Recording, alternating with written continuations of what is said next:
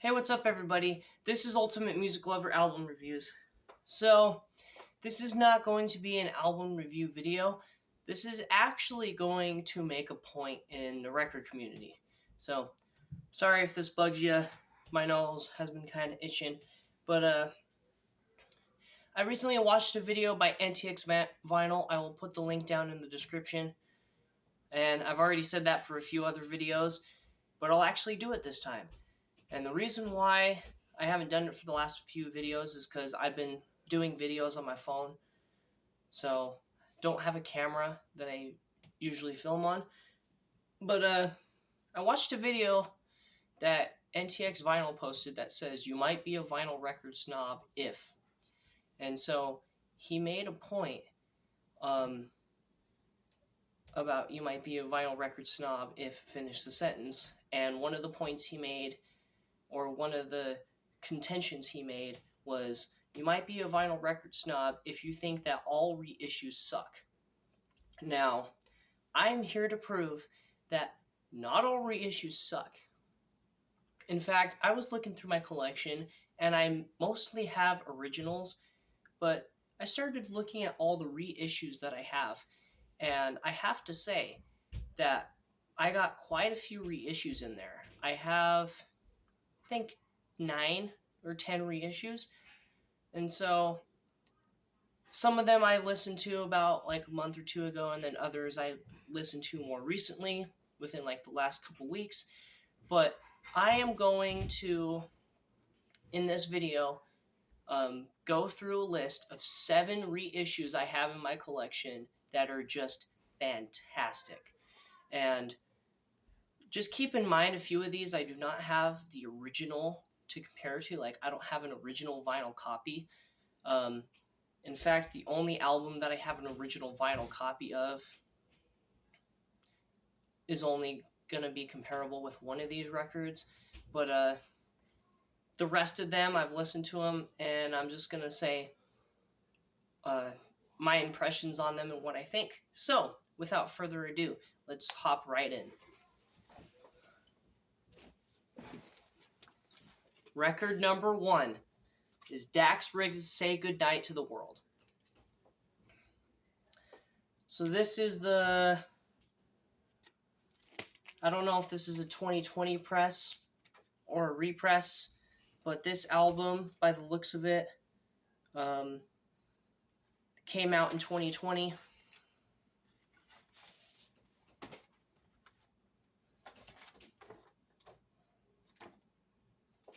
Got the inner sleeve in here, and then all the lyrics.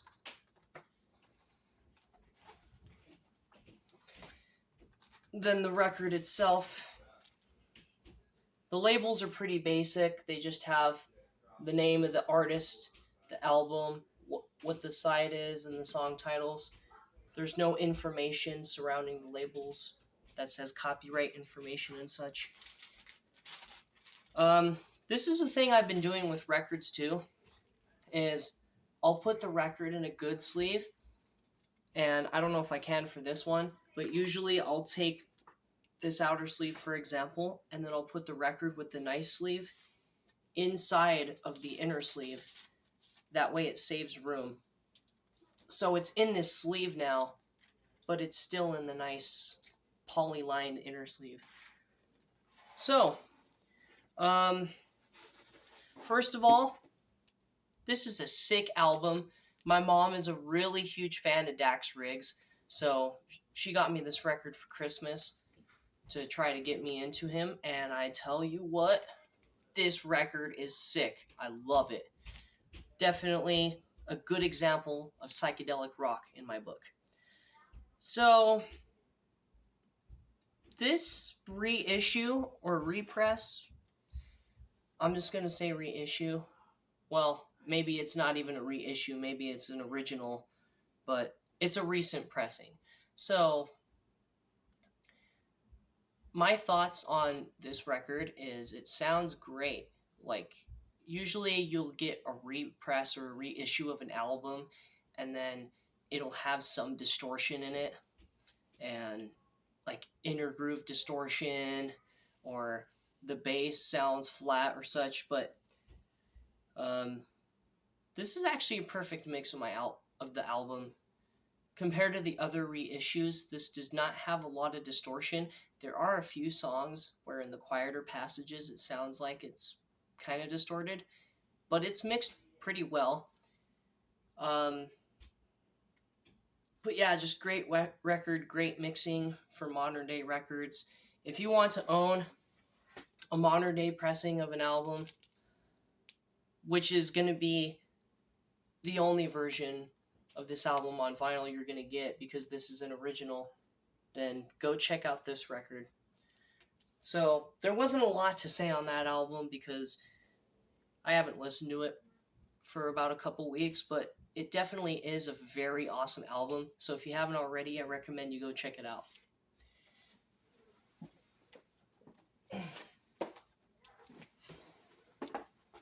Record number 2 is Experience Hendrix, The Best of Jimi Hendrix.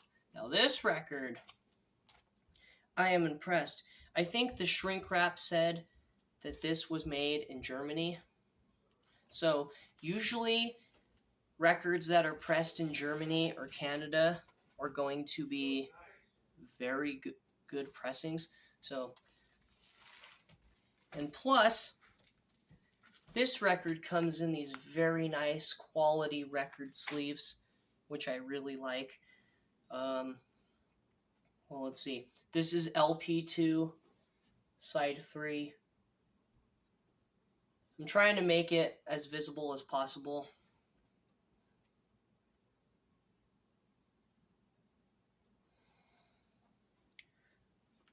But yeah, very good sleeves. I like the packaging. Because usually a lot of modern day records will come in sucky cardboard sleeves.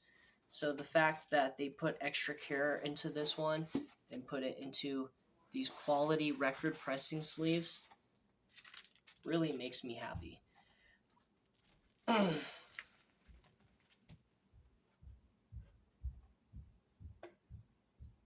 you got LP1, side 1, LP2, side 2. LP1, side 2. Alright, so this record, here's my personal thoughts on the album.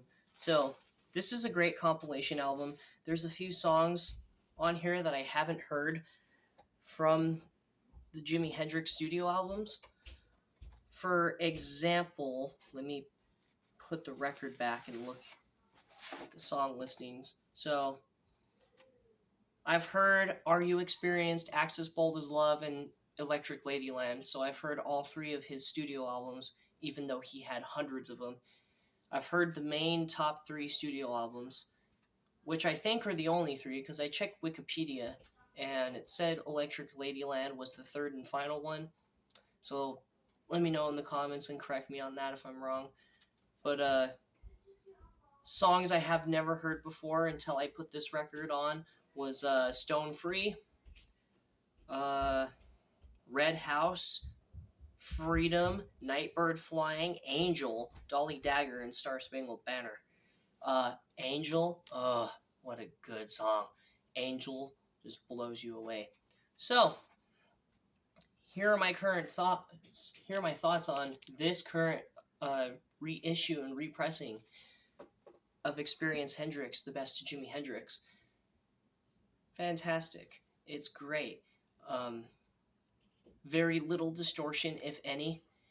The clarity sounds like it came from an analog recording, which really blows me away because usually digital recordings or records that were pressed from digital recordings, if you turn it up pretty loud, then it would sound horrible and rugged. But this one, I mean, if you turn anything up too loud, it's going to sound bad. It's going to sound distorted if you turn it up loud anyways. But this one, you can actually turn it up pretty loud and you'll be good. Perfect mixing again. The guitar and the drums have a lot of clarity, and the bass, so you can hear everything clearly. It's not like you hear one instrument more than the other. Although I will say there are a few songs where it sounds like the guitar was just a little bit more than usual, but sounds like an original recording to me. Sounds like they took the original master tape and sourced it from that and pressed it, which is not true for most of these reissues, but that's what this record sounds like. So if you want to save some money and just go get a repressing, go get this reissued pressing of Experience Hendrix, the best of Jimi Hendrix, then go get it, because it honestly does not sound that bad. Now, record number 3. I'm going to edit that out. Record number 3 is Nirvana's Nevermind. This is the 2022 pressing. Says made in Poland, or at least it said made in Poland on the shrink wrap. I tried to keep it in the shrink wrap, but apparently something happened to it. That you got the inner sleeve right here with all the lyrics, and then the picture of the monkey looking at pictures of, I'm not going to mention what they are because it's gross. And then this is very similar to the original, where it's got the David Geffen Company symbol at the top, and then the side with the track listings, and then there's side 2.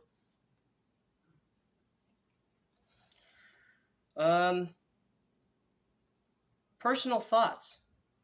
This record sounds really good.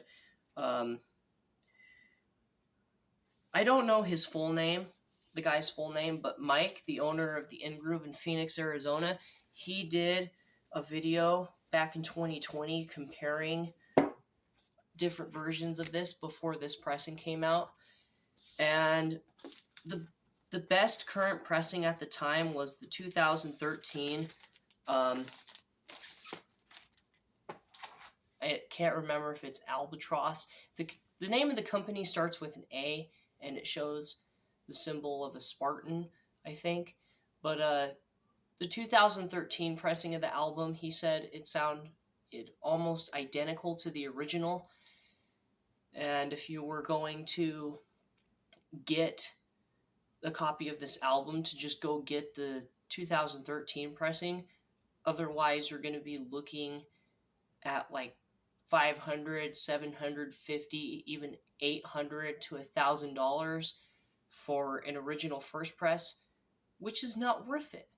Like, the thing about this album is it was pressed in the 90s, so it's one of those 90s albums where they're not going to sound as good, or they're not going to sound, what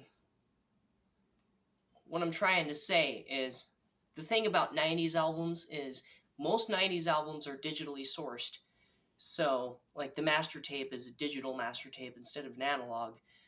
So, if it comes from a digital source, then it's not going to matter how big the difference is, because the difference is going to be so little that if you don't have an audiophile grade ear, you're not even going to tell the difference to begin with. So, I believe the master tape of this album is analog, but then they took it to digital and then copied it from a digital source. I'm not sure how that worked, but he said to get the 2013 press, and the only thing I have this to compare with this album is the original 1991 cassette tape.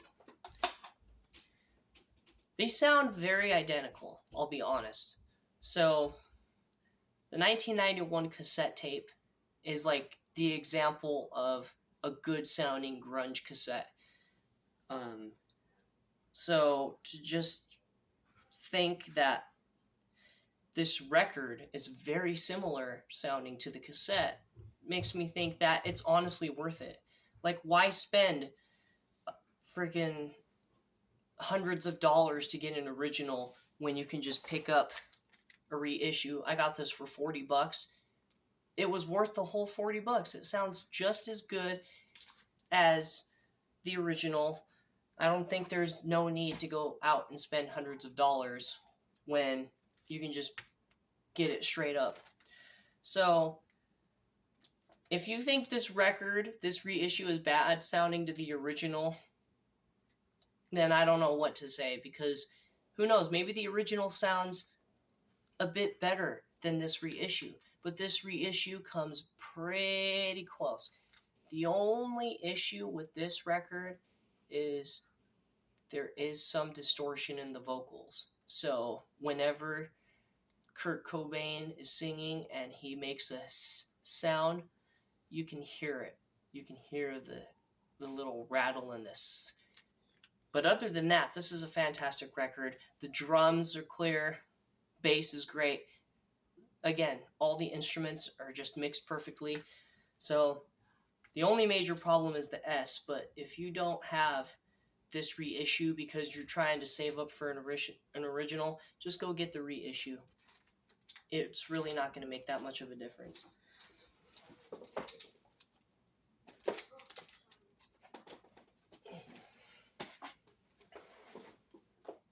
Record number 4. Now this record, this is a fantastic album and a fantastic record. This is also a fantastic copy of the album. Rage Against the Machine. This is the 20th anniversary edition. So this was pressed in 2012.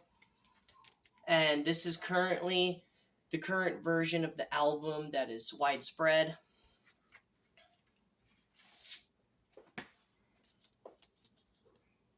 Got the inner sleeve right here with all the lyrics on the back. Then you got the record.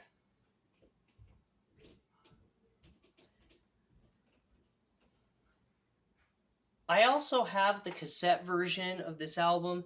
I don't listen to the cassette version that much because every time I try to listen to the cassette version, there's something going on with the cassette, so I have to fix it. But every time I try to listen to the cassette version of the album, it always results in stopping in the tape player, and so I can't really listen to it. However, whenever I put the cassette in my tape deck, for some reason it plays through completely fine, so I don't know what the issue is. But this, compared to the cassette, really outthrows the cassette. I love the cassette. It sounds great. It's a good copy, but this right here just blows me away. Like, especially the drums. I haven't heard drums on a reissued record like on this one. It's mind-blowing. It's just incredible. And then Zach De La Rocha's vocals are clear. Every time he goes, you don't really hear distortion. Maybe if you have it cranked up, your stereo receiver cranked up loud, you might hear that. But as far as this goes, you do not hear any rattle in the noises. So, very impressed with this. Again, is it really worth $200 to get an original pressing when you can just pick this up for $20? I mean, come on. You're probably going to get a better sound out of this 20th anniversary edition than the original anyways, even though this was another album that was recorded at Sound City and the master tape could have been analog. Which, when you get an album coming from Sound City, the chances of it being an analog recording are like 99.9%.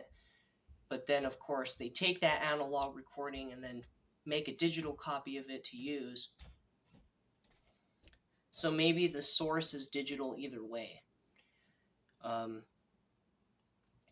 whole point, though, is this is just another one of those fantastic records that you can go to Walmart or Fred Meyer if you live in the West. And then, I guess, at Kroger's here in the South or the East, they don't have that. So, but if you go to Walmart or Target or Best Buy and you get a record and then you pick this up, you're gonna be satisfied with the quality. The quality is just absolutely amazing, and it's worth every single penny. So, just saying. And I think the retail price is actually like 26 something or 27, so it's not 20. But if you go to a few lucky shops, you might find it for 20. So.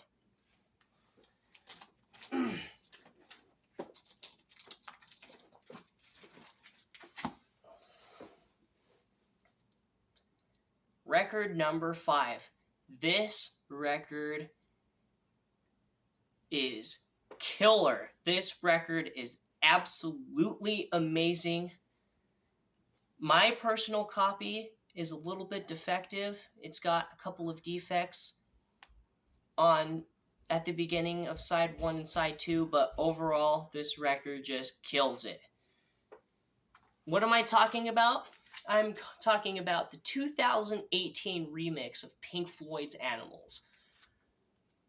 Holy macaroni. This record is just absolutely worth it.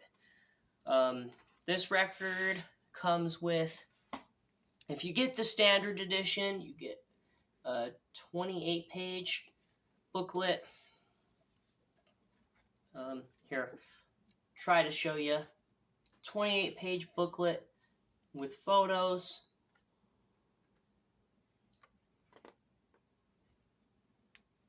Then all the information on the back there.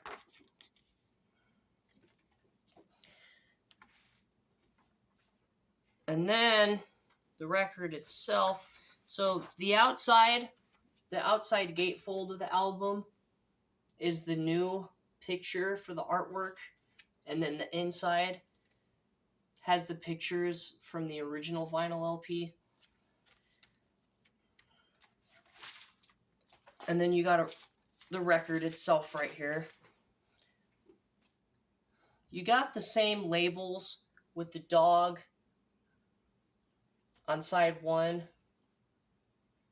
and the pig and the sheep on side 2. The only difference between the labels on this pressing and the original pressing is they have like a greenish tint around the side of it. And then I believe these were pressed in Europe. So all I gotta say is, what a sick, killer record. This record is fantastic. This album definitely needed to be remixed. I did not like the idea of a remixed version of a Pink Floyd album, because I thought, oh, they probably screwed it up, right? Because that's all they do these days, is screw up these reissues or remasters pressings. So this was released on September 16th of 2022, I believe. I picked it up a week after it was released. So it was actually the 17th of September. So on the 24th, I picked it up and bought it from Walmart. Again, fantastic. This album needed to be remixed. My only concern is that I wish that the equalization was better, so like there was more bass, because the bass is like very little. But drums, excellent. Synthesizers, excellent. Guitar was toned down. The volume was definitely cranked down a little bit, which is what needed to happen, because a common thing on Animals is you're going to get mainly David Gilmour's guitar playing and nothing else, especially on Dogs. So when they equalized everything better and they made the drums come out more, because now the drums sound clear, they don't sound dull like they used to in the original. And Rick Wright's synthesizer doesn't sound dull either, it actually brings out. So this record is just, if you don't have this 2018 remix, you need to go get it like now, because it's just absolutely amazing. It will just blow you away. Your ears will be like, What? So the only thing that's wrong with my copy is 30 seconds into dogs, there's like a scratch that makes it go kit, kit when it spins around. And it did skip before, but I cleaned it up and it plays through now, but it still makes that loud pop noise. And then same thing, 30 seconds into Pigs 3 different ones, you'll hear chit, chit, chit, which sucks, but for the remix, this is definitely worth the money. I got this for 28 something. I can never remember the exact price because Walmart's prices are weird. Like sometimes you'll see records that are like $24.99, then other times you'll see ones that are like $26.74. Weirdest pricing ever, but okay. But no, this is definitely worth the $30. It gives you pictures from photos they were taking back in 77 to try to capture this artwork, and it gives you an awesome remix of the album. Compared to my 77 copy, I love my 77 original press, don't get me wrong, but this copy compared to my 77 press totally pushes the 77 press down in the ground. It's much more clear. There's not that much distortion. In fact, there's probably even no distortion in this record whatsoever. And it's just a fantastic sounding record. So if you think all reissues are bad, well, this one definitely isn't. This is one of those reissues that just totally kills it, and it's great. So I'm going to leave this up to the critics, but this is totally a great pressing, and I recommend you go get it now if you don't already have it in your collection.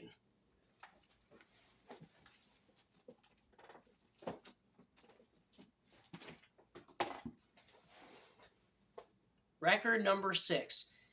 Now, 2 of the records I have are going to be of the same band, and then I'm getting 2 more records along the way, so I'm going to unbox them and such, because I've already done album reviews on one of them. I haven't done an album review on the other one. So, record number 6 is Gish by the Smashing Pumpkins. This is a 2021 repress. This is the 2011 remaster. And I still have the piece of paper that goes with this. But you open it up, you get a picture of the band, you get all the lyrics inside the gatefold. You don't get the lyrics with the original. I've seen pictures of the original. You don't get lyrics. You only get an inner sleeve with the song titles. Then you got this cardboard sleeve, like they mentioned.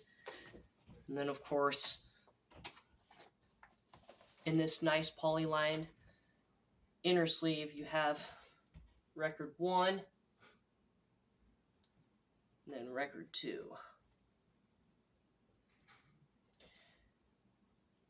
So I have the 1994 Virgin Records remaster on cassette.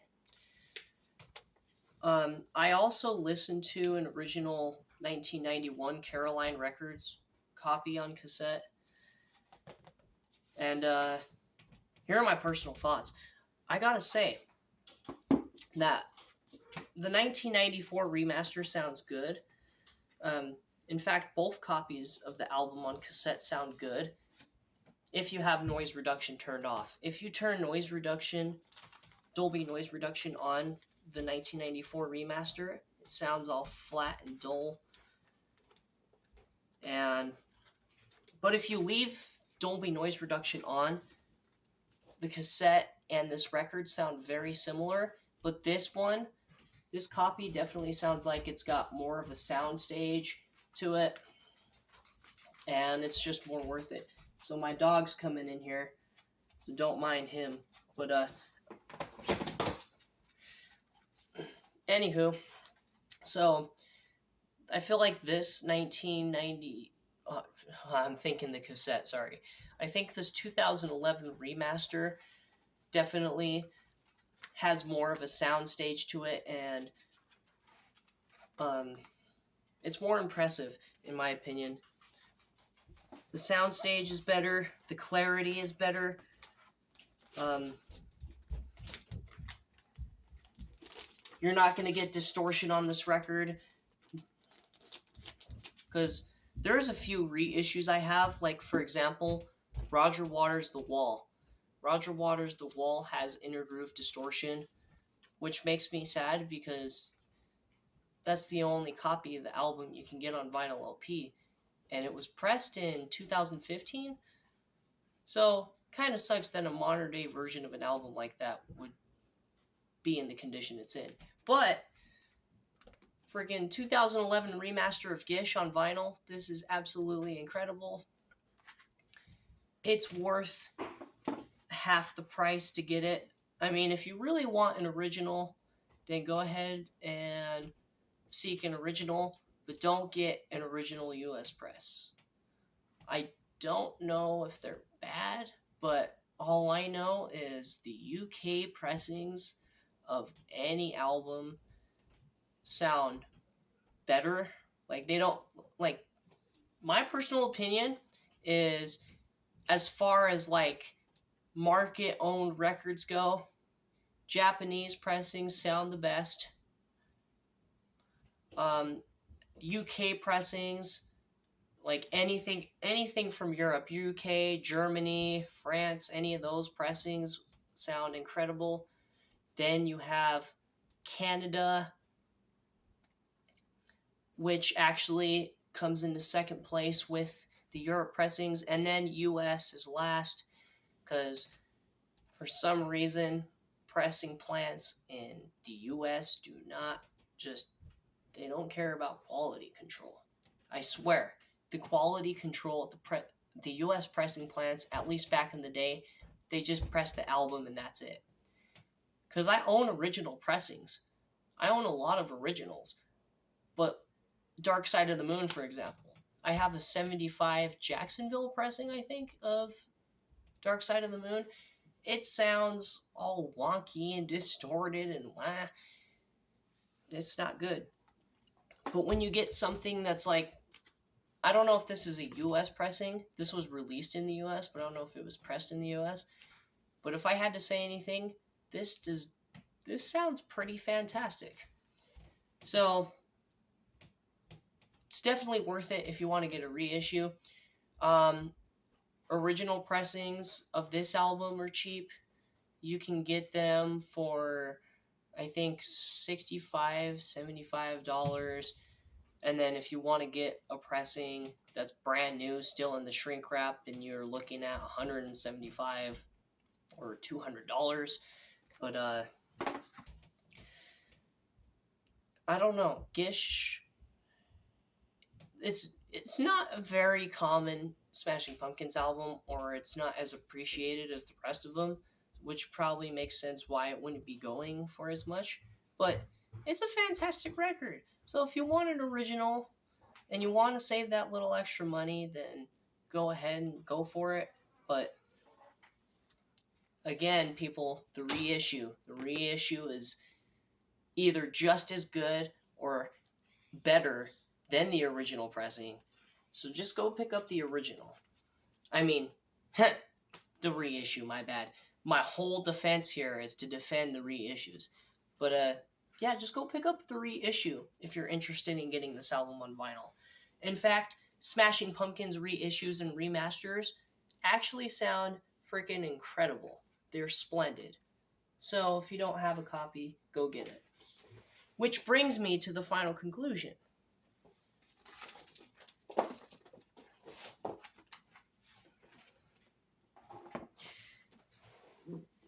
Record number 7.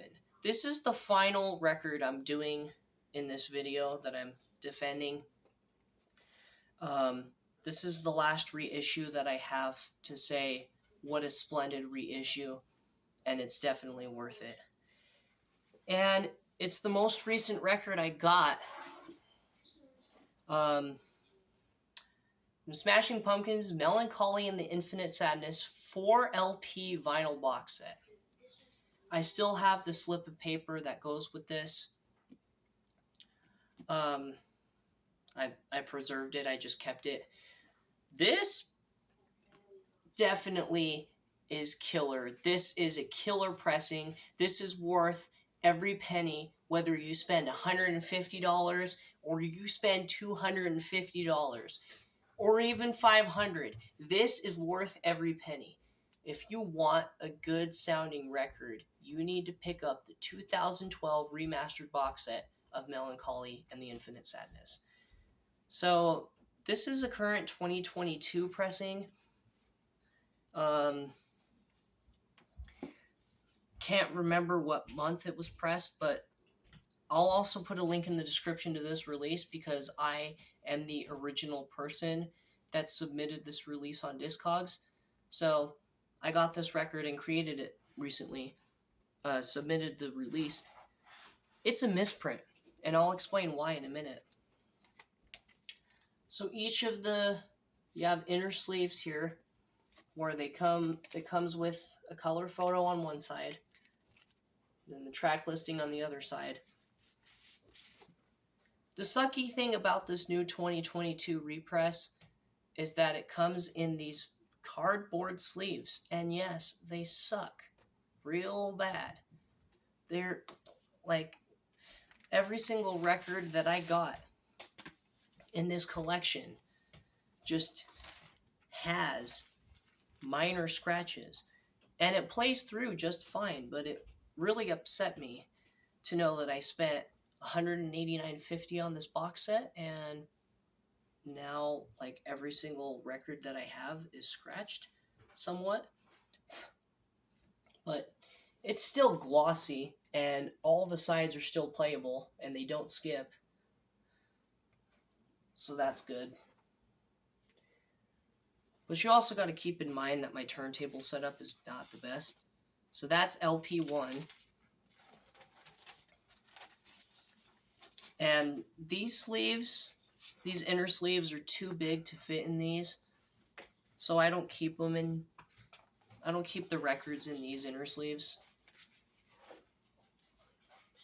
Like at all.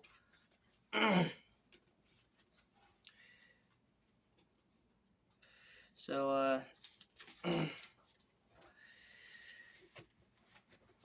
but yeah, four LPs. So this album was originally issued on 3 LPs. So I'm just going to hurry up and skim through these while I explain. So here's LP2. And yeah, I got my dog messing around in the background there, if you can hear that. But again, comes in a cardboard inner sleeve, but why not go through the hassle and just put them in the nice sleeves? So then here's LP2, side C, side D. So as I was saying, this album was originally issued on 3 LPs so that Virgin Records could save money, because it was already a lot of money to get this album issued on 3 LPs. And it fit on 2 CDs just fine, but it's a triple album instead of just a double album. And so Billy Corgan remarked that they were asking for more than a double album when they put this album together. Because even though it's 2 CDs, it's wrong one. Even though it's 2 CDs, it's 3 LPs. So, in fact, Virgin Records actually tried to push Billy Corgan out of writing a double album, but he decided to just dig his heels and go right in. This is LP3, side E, side F. And I'm actually glad that he took the time to write a triple, to put a double album together, or at least on CD. I'm glad that he took the time to put a 2-hour album together because I consider this to be the greatest record ever to be written. So then you got the final LP right here with a green inner sleeve. Now this is why this album, this current 2022 repress, is a mispress. So I went to go put this on my record player on side G. I heard Lily My One and Only instead of Stumbling. So that means that this side G right here, this is really side H. And then this side H is really side G. So I thought that was awesome. Even though I spent $200 and got records that weren't in the best condition, because, I mean, there's only a few minor scratches, but when you spend $200 on an album, you expect better, right? But I figured out this was a mispress, and I was like, oh, that's definitely something I want to keep. And so this comes with lyric sheet, all 28 songs, except for the first one, which is an instrumental, but it comes with all the lyrics. And then you get a color booklet, which is 36 pages. That gives you additional information and artwork. So I'm not going to sit here and skim through everything because I already did an unboxing on this. But yeah, so this is the final album that I'm using to defend my point on the fact that reissues do not sound bad. The owner of the In-Groove in Phoenix, Arizona, Mike, he did a video doing a comparison between the 1996 European first press limited numbered copy and the 2012 box set. So if you have an original 2012 pressing of this box set, then it is kind of a problem because he mentioned that there was inner groove distortion on 0, which sucks to have any kind of in-groove distortion on any track. And so they repressed it again in 2014-15 so that they could fix that inner groove distortion issue. And then this one, at first I thought it was the 2012 box because it had, when it was sealed, it had a Made in Canada sticker right here where the lyric sheet was. And then there was no hype sticker on the front. So I was like, maybe I have a 2012 press. But this is the current 2022 repress. So there is no distortion. I mean, there's probably is some distortion on 0, but they definitely fixed that inner groove distortion issue on the track. So this record is definitely a great example of why not all reissues sound bad. The album was remastered in 2012. The 2012 remaster is definitely a lot better than the original 1995 mix. The 1995 mix sounds all muddy and flat, and it's, I mean, if you put the CD on, it's going to sound pretty clear. But the cassette tape, for example, it's another one of those cassette tapes where if you turn Dolby noise reduction on, even though the album is recorded with Dolby, it does not sound good. So the original mix, not as good as this 2012 remaster. And plus, this box set, I said $189.50. That might sound like a lot of money, but that is only 20%, 20 to 33% of the price of the original. So if you want an original 1996 European pressing, limited and numbered to like 100,000 copies, I think it was, as I currently know on eBay, you're looking anywhere from $750 to $1,000, and then $1,500 brand new and sealed. Plus, after Mike did a review on the album, he mentioned that the original 96 pressing does not sound good because it's one of those 90s albums where the master tape is digital, and so both of these records you're going to get a digital source. So it really doesn't matter which one you pick up. So why not just save the money and go get the box set the way it was, because this was the way that the album was supposed to be pressed. It was supposed to be pressed on 4 LPs, and in the original CD track listing or cassette track listing, if you own that too, because I own all 3 copies. I own the vinyl right here, the CD and the cassette. So this is in the correct order. The track listing is correct. It's not all jumbled around so it can fit on 3 LPs. The only benefit of spending $500 to $750, $800 more dollars to get an original is to get the 2 bonus tracks, the Tonight Reprise and the Infinite Sadness track, which for hundreds more dollars in this box set, I don't think it's worth that much money. So if you want to go get a record that sounds great and you don't want to spend a ridiculous amount trying to get an original, because that's the common theme with 90s albums. Let's say Nirvana's Nevermind, and then Smashing Pumpkins' Siamese Dream and Melancholy. Those original pressings are just going in the hundreds and even the thousands of dollars.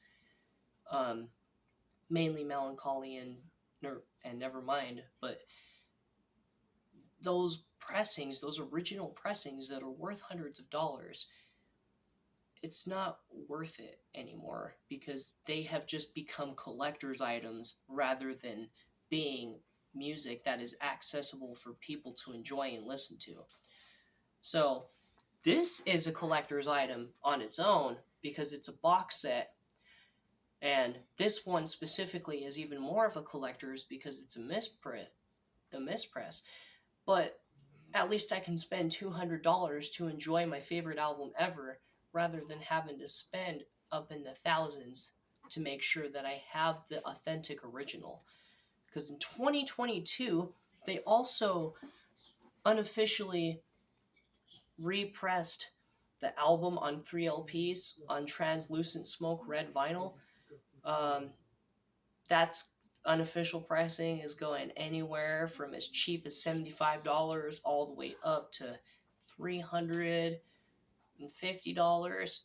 So, and as most people might know, unofficial pressings of albums that sound like that they were pressed from an MP3 file sound worse than the originals. So if you want to get the perfect mix of sound quality and, you know what I'm saying? If you want to get the perfect mix of sound quality and authenticity, then these reissues in the end do not actually sound bad at all. So with that, I conclude my final statement saying that if you haven't picked up the box set, go pick up the box set of the album because it's just another one of the 7 reissues that I mentioned that is just fantastic and definitely worth every penny. So with that said, thank you so much for watching. Please comment down below if you have any other albums that are reissues in your collection, in your personal collection, that you think sound absolutely fantastic. And if you enjoyed this video, don't forget to leave a like and subscribe to the channel for more music reviews, unboxings, and more. And as every vinyl lover likes to say, even though this is not the channel Spinning the Vinyl 101, I am the main runner of that channel. So as every vinyl lover likes to say, I'll catch you all on the flip side for the next, let's say, unboxing. I have 2 records coming in, so I'll do 2 unboxings. So with that said, catch you on the flip side for the next unboxing.